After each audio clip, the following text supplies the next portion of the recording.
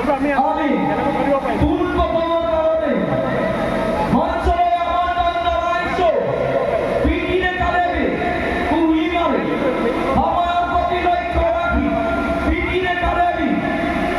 আমরা মঞ্চের নবিষ্ট হবে আমি অনুরোধ জানাইছো